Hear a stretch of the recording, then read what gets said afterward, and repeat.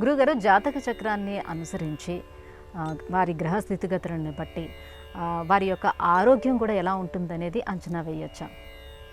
ప్రతివారి జాతకంలో 12 స్థానాలు ఉంటాయి. వాటిని 12 భావాలు అంటారు.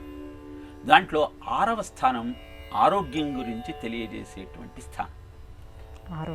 6వ స్థానం శత్రుస్థానము, ఆరోగ్య స్థానము, వీటన్నింటినీ కూడా మనం దాన్ని దుష్టస్థానంగా పరిగణిస్తారు.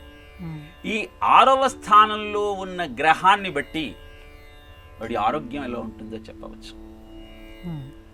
అంతేకాక ఒక్కొక్క గ్రహాన్ని వల్ల, ఆ గ్రహ దోషము వల్ల ఒక్కొక్క వ్యాధి వచ్చేటువంటి సూచనలను మనకు జ్యోతిష శాస్త్రం తెలియజేసింది.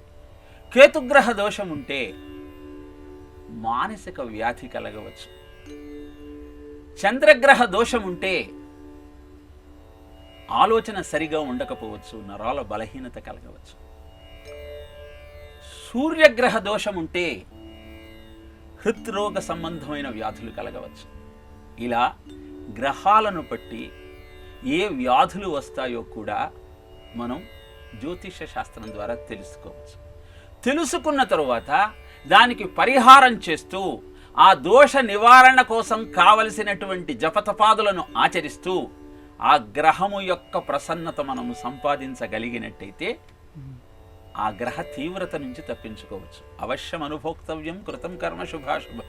అనుభవించాల్సినటువంటి దానిని ఎవ్వరూ తప్పించలేరు. ఎవరొచ్చి నీ కర్మఫలాన్ని మార్చలేరు.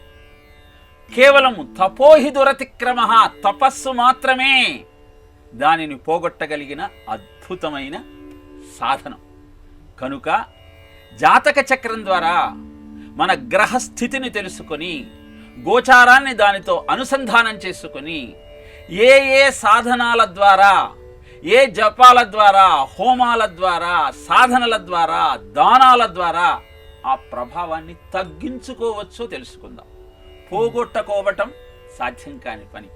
తీవ్రమైనటువంటి తపశ్శక్తి ఉన్నవాళ్ళు అది సాధించగలరేమో, కానీ ప్రభావాన్ని తగ్గించుకోవటం ప్రతివారు చేయవచ్చు. తదనుగుణమైనటువంటి సాధనా ప్రక్రియల ద్వారా తెలుసుకుందాం. ఆనందంగా ఉండే ప్రయత్నం